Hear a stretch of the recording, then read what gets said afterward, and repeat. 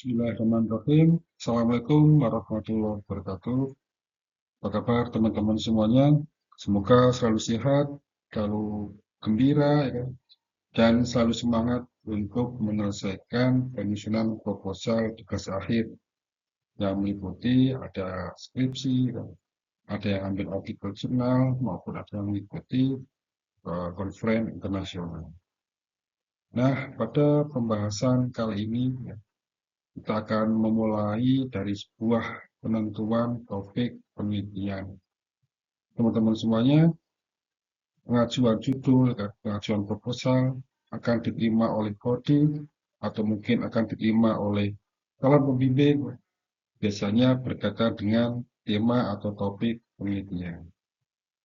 Apa sih yang menjadi landasan kuat seorang pembimbing mau menerima tema maupun topik yang diajukan oleh mahasiswa?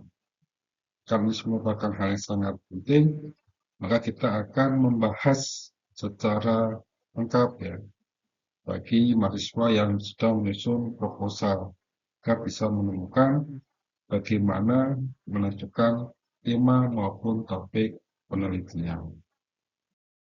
Sebelum kita membahas lebih lanjut, marilah kita mulai pembelajaran ini dengan membaca doa sebelum belajar ya. Silakan dibaca dalam hati maupun diucapkan secara lisan. Adapun tujuan dari pembelajaran pada sesi kali ini, yang pertama adalah nanti mahasiswa atau peneliti bisa menemukan fenomena empiris ya, sebagai dasar penelitian.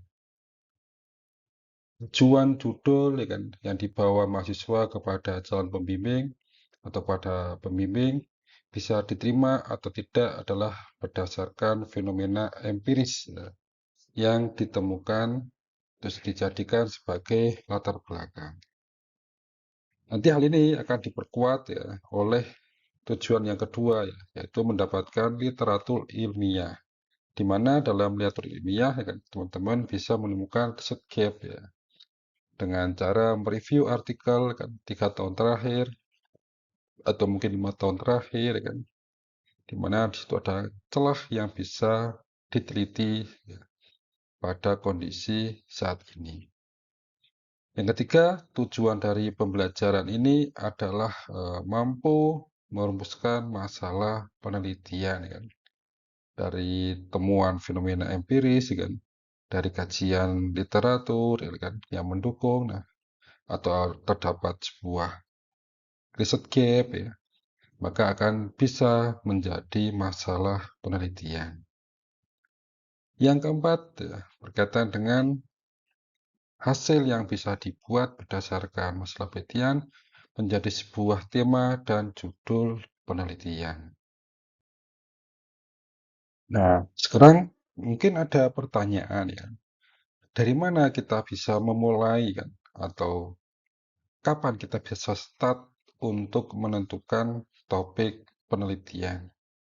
Untuk itu, nah, apa yang harus kita lakukan pertama kali untuk menemukan topik penelitian adalah minat mahasiswa ya kan, atau minat peneliti. Sebuah penelitian akan dilakukan kan, dengan kesungguhan, dengan senang hati, dengan kerelaan, dengan semangat, tergantung minat seseorang kan. Nah, minat seseorang ini tergantung keilmuan yang dimiliki. Kalau kita memiliki sebuah keilmuan yang sesuai untuk melakukan penelitian ya, yang relevan, yang sama, ya kan, akan mudah untuk diselesaikan.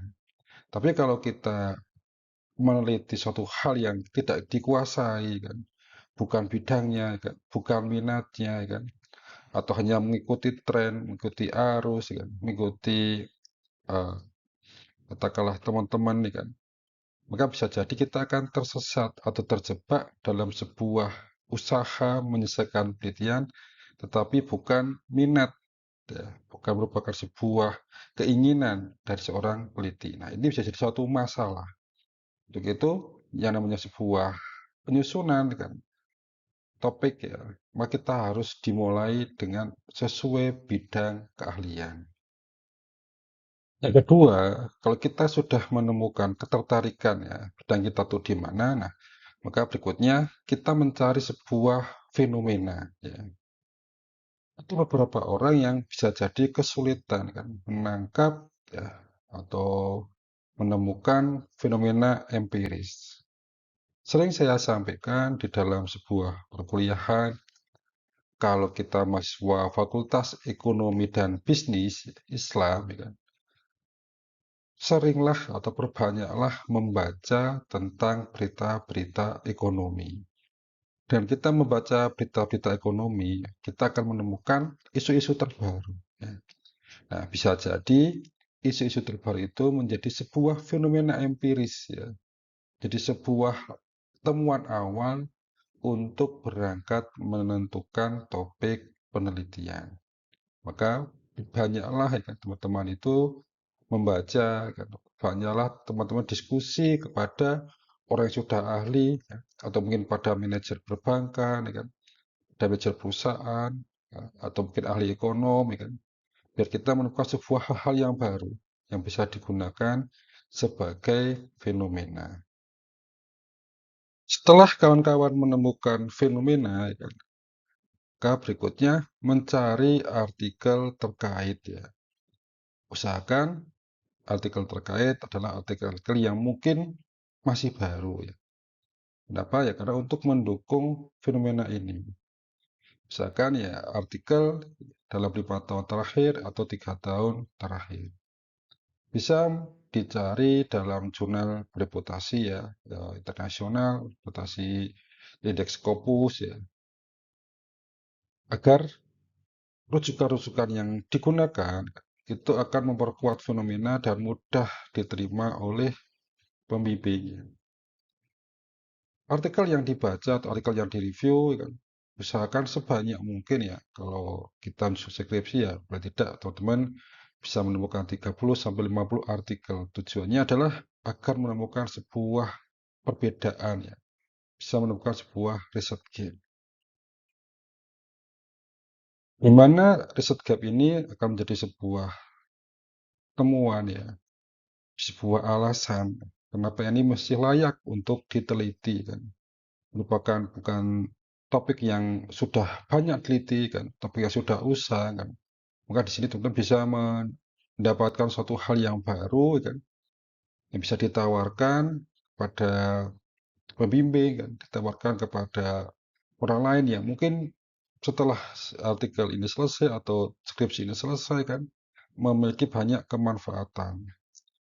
Kalau suatu hal yang sering diteliti kan, katakanlah ada sebuah model yang sering diteliti kan, tidak ada kebaruannya kan, tidak ada perbedaannya kan, maka mungkin tidak akan relevan. Maka dengan adanya riset gap itu, teman-teman bisa menemukan sebuah celah di mana teman-teman bisa melakukan penelitian yang sesuai dan sama kan, dengan fenomena yang sudah ditemukan oleh kawan-kawan saat ini. Nah, setelah kita menemukan riset gap, ya kan, maka muncul yang namanya adalah masalah kan, masalah penelitian kan. Kenapa ini layak diteliti atau tidak kan? Maka di sini kan teman-teman bisa mengetahui ada beberapa judul ya atau latar belakang yang diajukan mungkin nggak menarik ya kan bagi para pembimbing, tidak menarik bagi para peneliti kan. Kenapa ya? Karena bisa jadi kenapa ini harus diteliti kan? Karena nggak mungkin nggak penting kan. Maka tingkat kepentingan kan, ini harus diteliti. Nah itu bisa berasal dari masalah ya, yang ditemukan oleh kawan-kawan berdasarkan beberapa tahapan sebelumnya. Setelah mendapatkan masalah, nah teman-teman mungkin bisa melihat ya, untuk menyelesaikan masalah ini kan, untuk menjawab permasalahan penelitian ini kan, cocoknya menggunakan metode apa ya. Apakah harus menggunakan metode kuantitatif, kualitatif, atau menggunakan mixed method ya. Nah, ini tergantung ya, tergantung pada permasalahan yang ditemukan oleh si peneliti. Setelah teman-teman menemukan metode kan, berikutnya kita bisa mendapatkan suatu tema kan, nah, tema yang bisa menjadi alasan ya.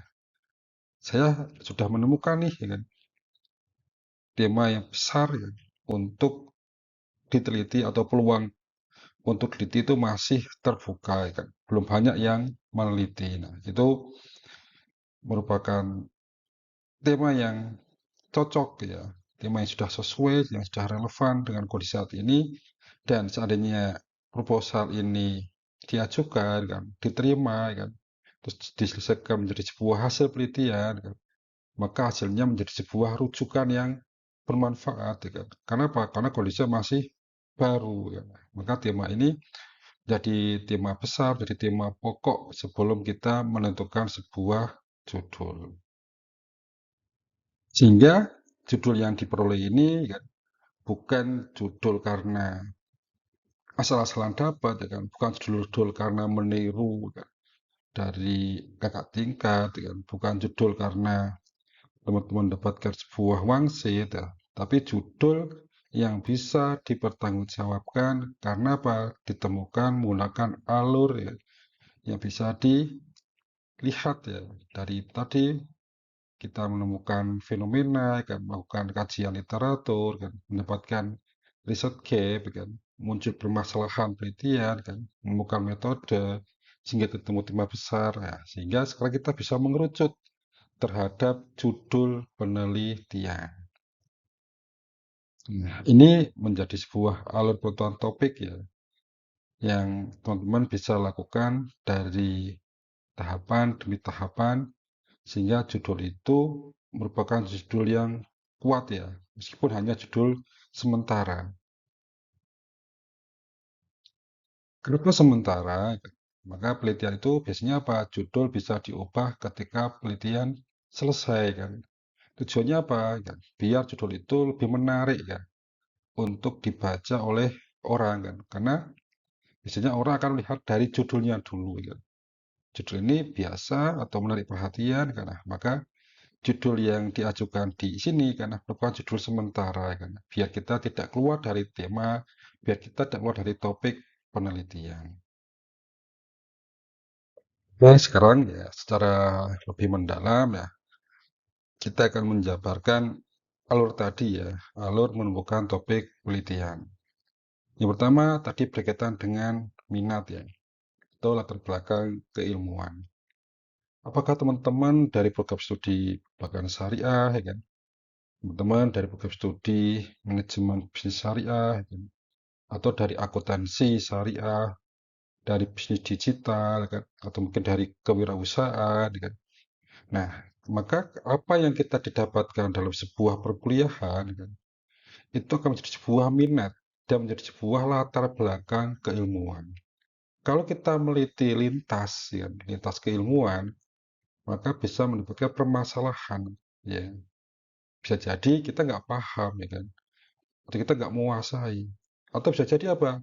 Yang kita teliti tidak relevan dengan program studi. Nah, ini harus hati-hati ya kan. Sering teman-teman itu mengajukan judul ya, kelihatannya menarik, tapi bisa jadi dia lintas keilmuan kan, atau merupakan sebuah tema atau topik penelitian dari program studi yang lain. Nah, kalau kawan-kawan mungkin kan, dari perbankan syariah ya, maka kita tidak akan lepas dengan tema-tema berkaitan dengan perbankan syariah, lembaga keuangan kan, atau mungkin dekat dengan keuangan ya. Nah, itu masih relevan ya. Maka di sini berhati-hati saat kita menentukan latar belakang keilmuan ya yang kita miliki sudah ada dengan calon ya, proposal yang akan disusun. Biar apa? Biar kita nggak mengulang ya. Jangan sampai kita sudah nyusun lama, tiba-tiba ditolak harus mulai dari awal. Kenapa? Karena nggak sesuai dengan program studi. Biasanya kan, judulnya diajukan ke prodi kan, nanti akan menjadi penentu kan, siapa ini pembimbingnya. Ya. Kenapa ya? Karena kan disesuaikan dengan keilmuan pembimbing kan. Kalau teman-teman mengajukan katakanlah berkaitan dengan tema kinerja keuangan, ya kan. Nah, nanti akan dicarikan pembimbing yang memang concernnya di keuangan, ya kan. Atau teman-teman mungkin mengajukan penelitian terkait dengan perilaku nasabah, kan. Maka nanti akan dicarikan pembimbing yang memang dia concernnya di perilaku konsumen ya atau perilaku nasabah. Nah, sehingga judul-judul yang diajukan ke prodi kan itu juga akan menentukan teman-teman mendapatkan pembimbingnya siapa.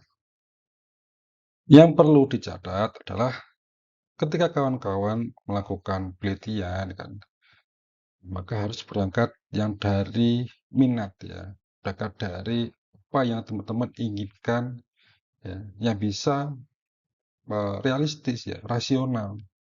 Bukan hanya ikut-ikutan kawan, bukan hanya ikut-ikutan tren kan.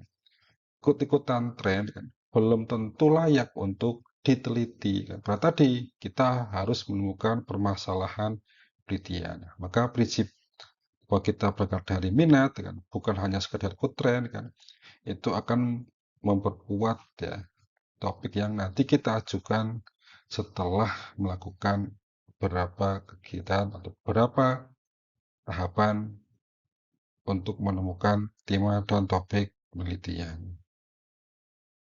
Yang pertama, kan, teman-teman bisa menemukan topik penelitian ya, dengan cara mengamati fenomena nyata ya atau empiris ya.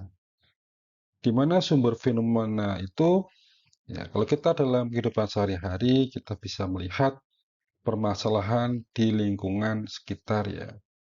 Kawan-kawan lihat atau tinggal di sebuah kawasan industri, nah kita bisa lihat apa sih yang terjadi dalam industri ini kan. Tapi kalau industrinya skala besar kan, mungkin kita akan kesulitan ya mendapatkan informasi. Tapi kalau kita lihat industri yang mungkin menengah kecil kan, nah kita akan mudah mendapatkan informasi. Nah, maka contohnya ya kita bisa berangkat dari masalah UMKM yang ada di sekitar kita. Yang kedua ya kan, kalau mungkin beberapa teman yang punya pengalaman magang ya kan, mendapat informasi dari praktik lembaga keuangan ya baik perbankan maupun yang non-bank.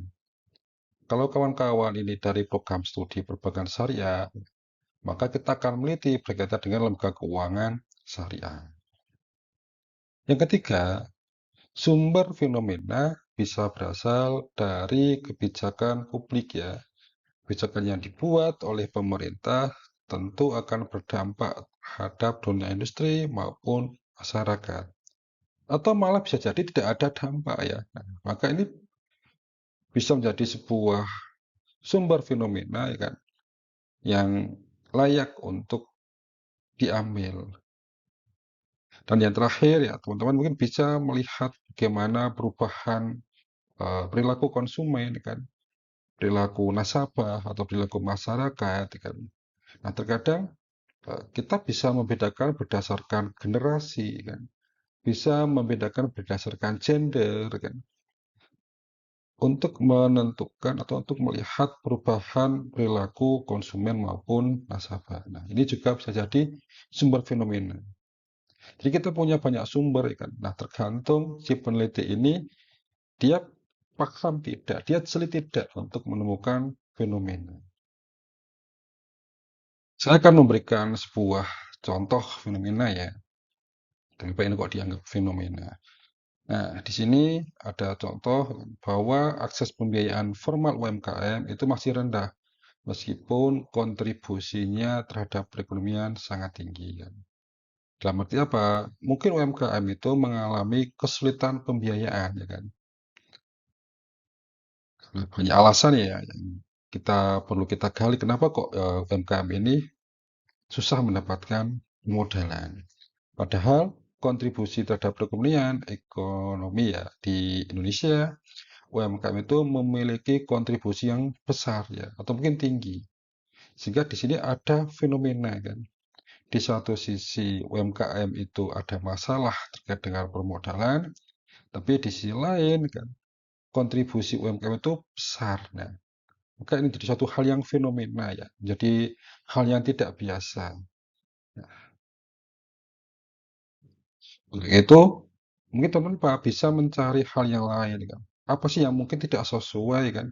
Apa sih mungkin yang unik ya, yang tidak biasa ya kan? Nah, itu kan bisa menjadi sebuah fenomena empiris ya, yang layak untuk diteliti. Apakah semua fenomena itu bisa kita ajukan kan? Atau yang sudah kita temukan itu layak untuk digunakan kan? Nah, maka fenomena itu kan harus bisa didukung oleh beberapa hal ya, atau bisa ada pertimbangan ya, kenapa fenomena ini bisa diangkat menjadi penelitian atau tidak. Yang pertama ya kan, bahwa fenomena itu diperoleh dari data yang resmi kan. Nah, data resmi itu apa? Bisa jadi kita dari berita ya kan. Apakah berita harus berita media cetak kan? Bisa jadi apa kita bisa ngambil dari media elektronik kan, atau mungkin dari informasi yang lain yang memang memiliki keakuratan, memiliki informasi yang bisa dipertanggungjawabkan ya. Bukan hasil dari data informasi yang tidak jelas ya. Atau apa? Kita juga bisa ngambil dari data-data BPS ya, data pemerintah ya kan, laporan perbankan ya kan. Nah, itu menjadi data awal yang paling mudah untuk didapatkan. Yang kedua kan, data pendukung fenomena ya tidak hanya berkaitan dengan lokal anekdot ya, tapi merupakan sebuah isu struktural. Nah, ini menjadi sebuah penting tidaknya kan. Kalau itu hanya dalam lingkup RT kan, dalam lingkup keluarga kan, bisa jadi tingkat kepentingannya tidak besar kan, atau mungkin kepentingannya tidak begitu urgent kan. Nah, maka fenomena itu ya bisa berdampak skala besar kan, bukan hanya karena faktor yang dampaknya kecil. Yang ketiga kan, teman-teman ketika sudah menemukan fenomena, itu bisa dihubungkan dengan teori yang sudah ada atau teori yang sering digunakan. Nah, kita bisa lihat tuh, ya kan, teori-teori ini dari artikel terdahulu. Apakah mungkin berkaitan dengan keuangan, kan, dengan keberlanjutan. Kan. Yang keempat, ya teman-teman perlu mencari kan, data pendukung terkait dengan fenomena yang dipilih. Kan, harus memiliki implikasi kebijakan atau manajerial. Ya. Jadi hasil dari sebuah kajian yang dilakukan kan pada akhirnya nanti itu ada implikasi kebijakan maupun manajerial. Jadi ada manfaatnya, ada kegunaannya. Ya. Bukan hanya menjadi sebuah penelitian yang selesai tapi nggak ada hasil, nggak ada manfaatnya, nggak ada kegunaannya. Nah, maka penelitian itu penting tidaknya ya juga berkaitan dengan hal-hal semacam ini kan. Nah, itu silakan nanti dipertimbangkan kan, sebelum teman-teman memilih ya, sebuah tema penelitian atau menemukan fenomena penelitian. Mungkin ada beberapa kawan yang kesulitan ya tidak menemukan eh, data-data pendukung tadi. Itu bagaimana ya kan untuk kita menemukan sebuah fenomena? Nah, yang pertama kita bisa melihat terkait dengan dampak dari topik itu ya. Dampak dari sebuah fenomena ini, topik itu mungkin dampaknya besar kan. Dampak skala nasional kan, dampak mungkin skala internasional, global kan. Nah, itu bisa dipilih kan. Kedua, berkaitan dengan riset tapi kuat ya. Nah, mungkin lingkupnya kecil tapi kuat ya. Sebagai contoh katakanlah ada terkait dengan sebuah produk ya, produk yang khusus ya, produk yang tidak banyak dipilih, ya, tidak banyak yang konsumsi, tapi ini penting ya. Yang paling gampang ya kita gini, ada susu buat bayi-bayi prematur ya. Bayi prematur itu membutuhkan susu yang berbeda dengan bayi yang lahir secara normal atau usianya atau kelahirannya itu normal ya. Nah, kalau bayi-bayi prematur tidak diberi susu yang khusus kan, maka bisa jadi akan berdampak terhadap perkembangan. Nah, ini sebuah niscaya tapi kuat ya. Kalau tidak diatasi, maka akan mengakibatkan sebuah permasalahan. Ini bisa jadi apa? fenomena ya. Kalau kawan-kawan mengambil mungkin berkaitan dengan topik-topik keuangan ya kan. Yang ketiga berkaitan dengan tren yang baru ya. Ada hal yang baru sekarang sedang tiba-tiba booming ya, tiba-tiba naik ya. Karena isu-isu terbaru ini ya, maka bisa jadi kan itu menjadi sebuah pemilihan fenomena. Berikutnya, ya kan, apa sih yang perlu dilakukan ya ketika teman-teman harus menemukan fenomena ya. Ketika sudah menemukan fenomena, maka harus didukung oleh literatur ilmiah ya. Tujuannya apa? Adalah untuk menemukan riset gap. Bagaimana kita bisa mendapatkan riset gap ini ya? Tentu kita banyak membaca dari artikel jurnal kan. Yang paling bagus bagaimana ya? Lebih bagus cari artikel terbaru ya. 3 tahun terakhir kan. Kalau 3 tahun terakhir ternyata kok masih belum puas ya, belum dapat hasil yang diinginkan ya, bisa cari yang 5 tahun terakhir. Kalau kita ingin menemukan sebuah novelty, ya kan, ya, maka kita bisa cari yang 10 tahun terakhir ya. Kita akan lihat dan nanti kebaruannya apa ya. Nah, ini merupakan sebuah pengembangan ya dari literatur ilmiah dan menemukan riset gap ya kan. Nanti yang bisa berkembang menjadi sebuah novelty. Nah, di sini kan yang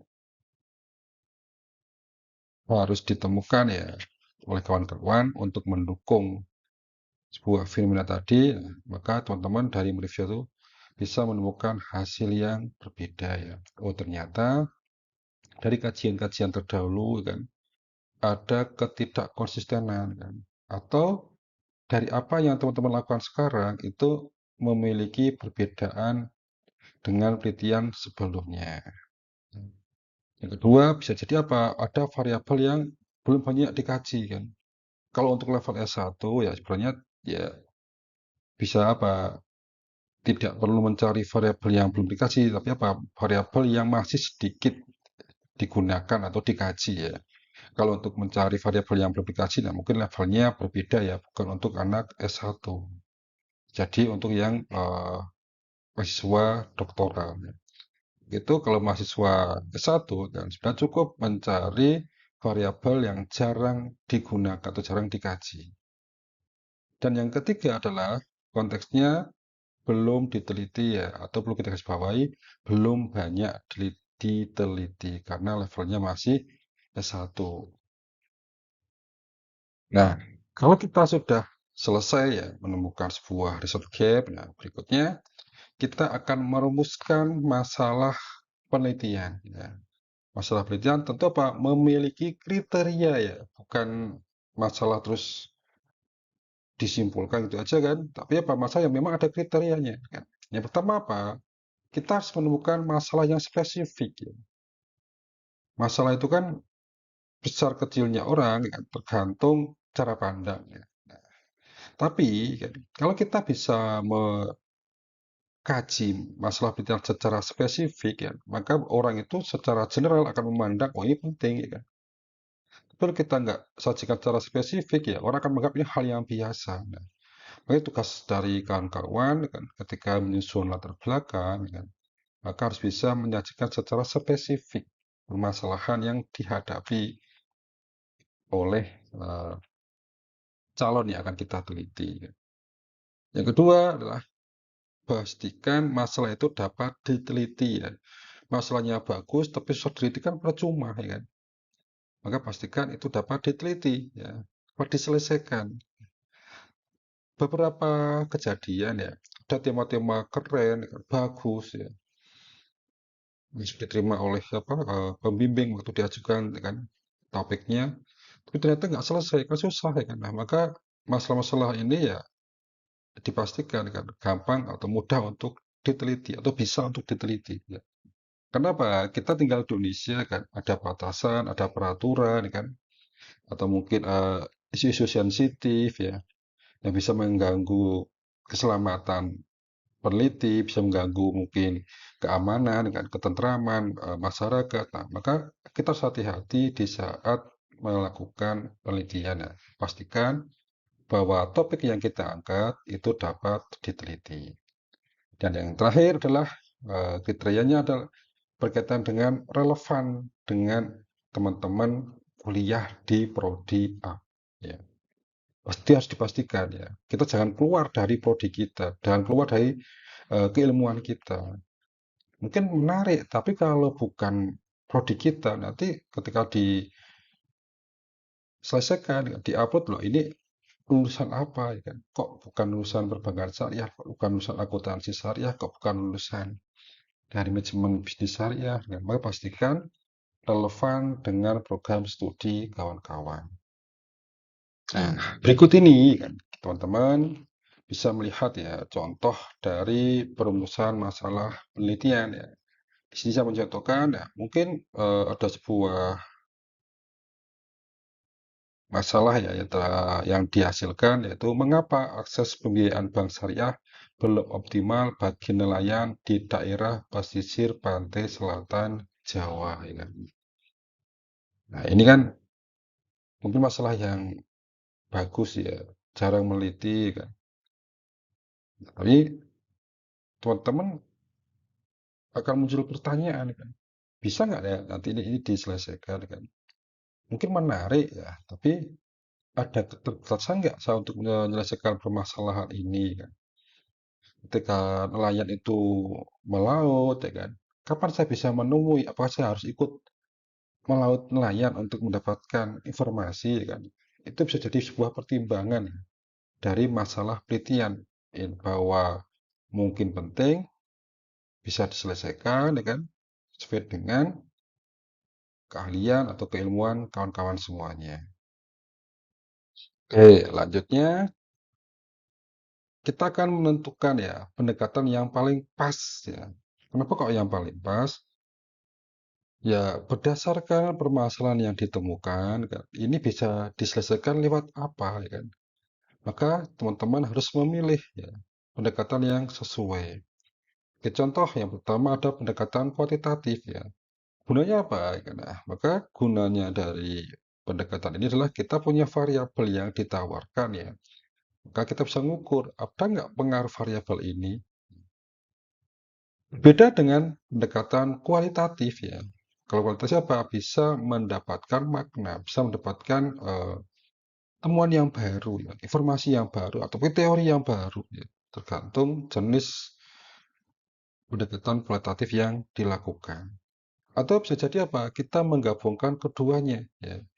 Kalau dirasa secara pendekatan kuantitatif ternyata informasinya masih kurang, ya, maka bisa digabung ya, dengan pendekatan kualitatif ya, untuk memperkuat hasil, untuk memperkuat makna, ya kan? Itu bisa dilakukan. Silakan nanti kawan-kawan pilih ya, berdasarkan fenomena, berdasarkan permasalahan yang dihadapi, ditemukan, tepatnya, cocoknya bisa diselesaikan menggunakan pendekatan penelitian yang seperti apa? Kuantitatif, kualitatif, atau mix method. Nah, sekarang setelah kita melewati beberapa tahapan, tentu teman-teman akan menemukan ya tema ya, atau bisa dikatakan payung besar ya. Temanya apa nih? Karena tema itu bisa kita buat lebih spesifik ya, menjadi judul, menjadi topik ya, menjadi fokus utama pokok penelitian atau judul sementara ya. Seperti yang tadi saya jelaskan di awal ya, judul sementara ini agar kita tidak keluar dari topik penelitian. Ya. Harapannya apa? Nah, nanti kalau sudah selesai kan kita bisa membuat judul baru yang lebih menarik ya, yang lebih meningkatkan daya tarik pembaca ya kan, untuk mencari tahu informasi atau untuk mendalami hasil penelitian yang sudah dilakukan. Lantas, contohnya apa? Ya, kita punya tema ya kan di sini. Nah, temanya, oh ternyata temanya adalah pembiayaan UMKM berkelanjutan. Kan. Itu tema besar kan. Itu hal yang luas. Ya. Maka kita kerucutkan. Ya. Kita buat yang lebih spesifik. Kita buat jadi topik. Ya. Maka topiknya adalah pengaruh pembiayaan bank syariah terhadap kinerja nelayan berkelanjutan di kabupaten tertentu. Ya. Ini merupakan sebuah tema maupun sebuah topik ya yang dihasilkan dari beberapa tahapan ya untuk menemukan topik, menemukan tema yang bisa kita bawa, yang bisa kita ajukan kepada pembimbing ya. Atau minimal apa? Menjadi pegangan kita dalam menyusun latar belakang penelitian. Oh, tadi ya kawan-kawan semuanya, beberapa alur yang bisa kita lakukan kan untuk menyusun latar belakang penelitian ya.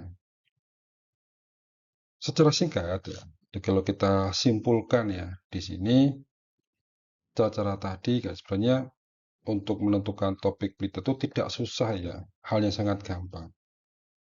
Pertama apa? Kita harus bisa menentukan pertanyaan penelitian ya. Apa sih topik yang sudah minat saya ya kan? Topik yang mungkin tidak umum, kan? Topik yang mungkin tidak biasa dan terus topik yang bisa jadi apa? Yang spesifik ya, tapi memiliki impact ya, memiliki dampak yang besar. Kalau topiknya umum, nah mungkin bisa jadi sebuah alasan awal ya kan, gambaran awal ya kan, sebelum kita kerucutkan menjadi topik spesifik ya, yang sesuai, yang bisa diakses datanya ya kan, yang bisa diselesaikan ya kan, yang bisa diperoleh dengan mudah kan, sehingga riset itu akan berhasil kan. Nah setelah semua itu terkumpul kan, semua itu selesai ya, maka kita bisa susun ya menjadi proposal. Ini kan pertimbangan awal ya. Kalau saya menemukan topik ini, saya menemukan permasalahan penelitian ini, bisa nggak itu diakses, ya kan? Bisa diakses, maka kita lanjutkan kan. Kita lanjutkan menyusun latar belakang, kan? Kita menyusun kajian literatur, kita menyusun metode secara lengkap. Alhamdulillah ya kawan-kawan semuanya, kita sudah belajar pada sesi kali ini untuk menemukan tema dan topik penelitian. Nah, maka setelah eh, pembelajaran ini selesai, nanti silahkan kawan-kawan temukan fenomena, ya kan? Fenomena apa yang menarik ya untuk saya jadikan langkah awal dalam menyusun proposal tugas akhir. Jadi tugasnya adalah menemukan fenomena. Kalau sudah ketemu fenomena, maka teman-teman melakukan kajian literatur ya, mencari artikel yang berkaitan ya, yang bisa mendukung fenomena atau bisa menjelaskan fenomena yang kawan pilih sebagai alasan penelitian. Oke, kalau ada pertanyaan nanti silahkan boleh diajukan ya, bisa disampaikan di kolom komentar maupun bisa ditanyakan ya melalui komunikasi yang lain ya, lewat jaringan pribadi. Terima kasih ya teman-teman semuanya. Mudah-mudahan yang kita pelajari pada kesempatan kali ini ya dicatat sebagai amal kebaikan untuk kita semua ya kan. Teman-teman bisa menyelesaikan tahapan awal ya, dari proposal atau penyusunan proposal penelitian. Terima kasih. Wassalamualaikum warahmatullahi wabarakatuh.